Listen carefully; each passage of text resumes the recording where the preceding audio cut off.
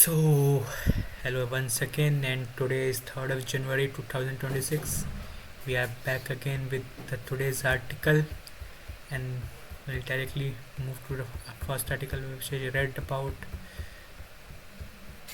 Where is this? Where is this? Well, energy transition will need more than chasing the sun or the wind by Shefali Khanna. Well, India has mandated time of day tariffs and scaling smart meters.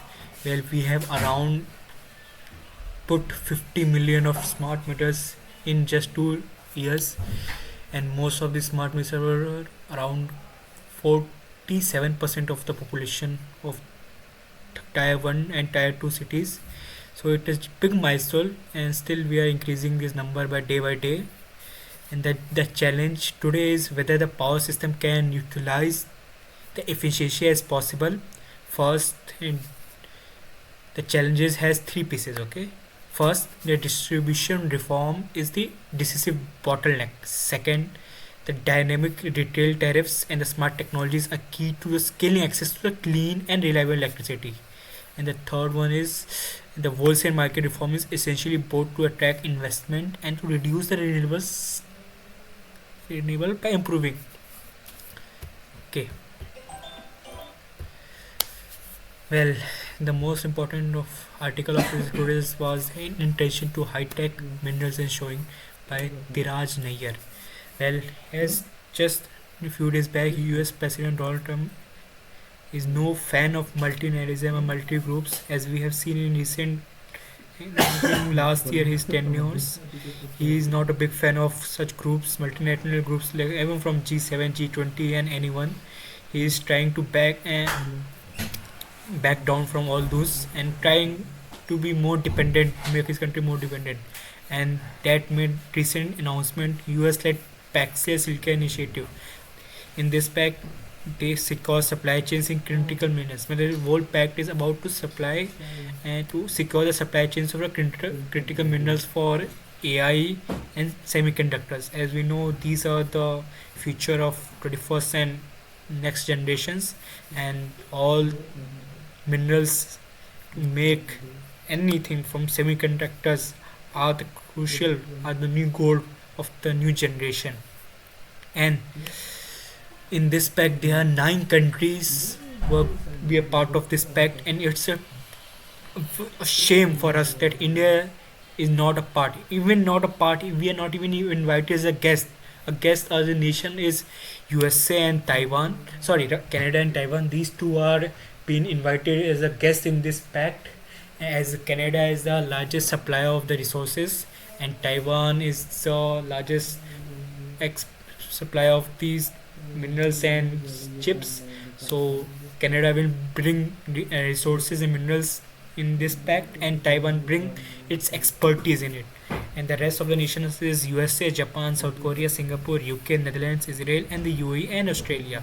Bring something to the each nation going to bring something to the table, and so it's really a shame for our nation, because if we are not invited to the table, we are not going to bring anything.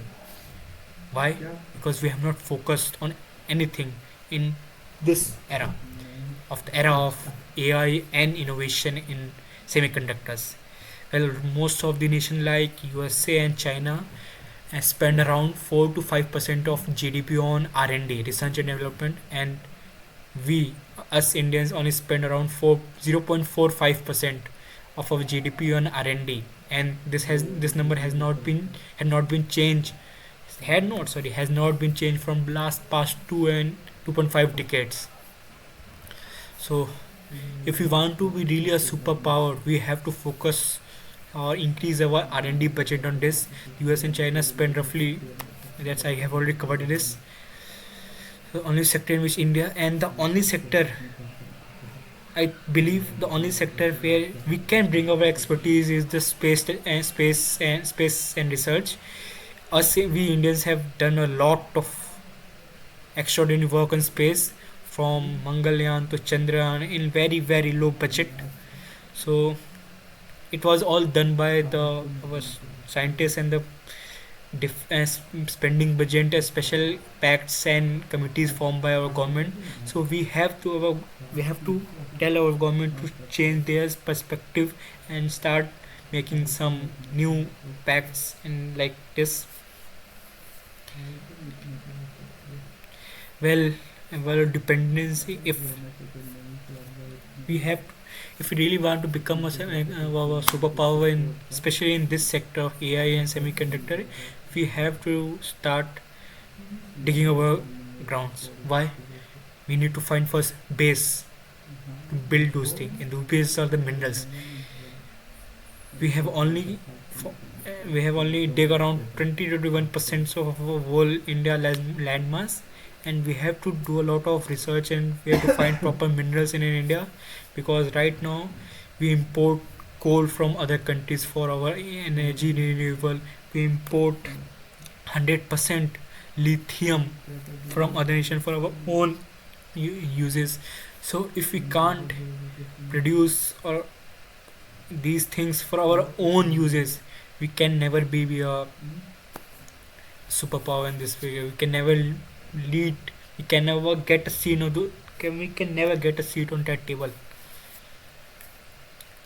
And to bring up that, the private sector has to step in, and only private and any private sector will show interest when they are given leverage.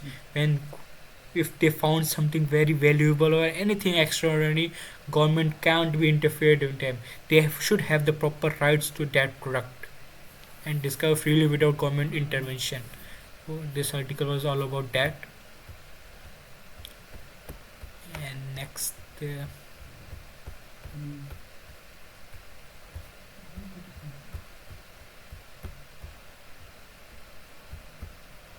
it was a course article how rice farmers can cut methane and make money of it.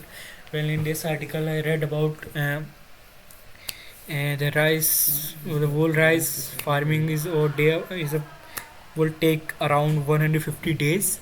In the first 15-16 days, the rice saplings are sown in a separate field, and until they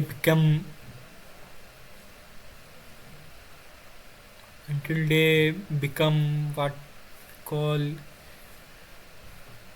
these seedlings and replant. Paddy seeds are sowed and raised into young plants for 20-30 days. After that, they are shifted to do a 6 to 7 times bigger land, and those land are already pre-flooded for more than 15 to 20 days, and they are sown in 4 to 5 centimeter flooded water. And in this an anaerobic process started where we will the all the microorganisms start decomposing and produces methane gas, and the methane gas is more harmful than the CO2 because it would take 19 cropping period, mostly inland.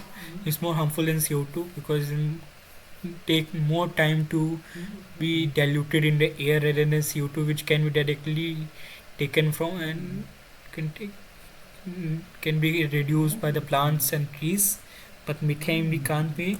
So to cut the methane, we have to focus. We have to change our farming methods, and these things have been done in our southern part of in India, in mostly in South India, where farmers are getting how to do these things, how to by ICMR, they are teaching farmers how to different methods of farming for rice, so they can save water, mostly to conserve water and decrease the production of the methane gas. In this, they have to first start they have to dry the whole land for around 20-18 days. After that, they have to wait for 20-15 days. After, they have to flood whole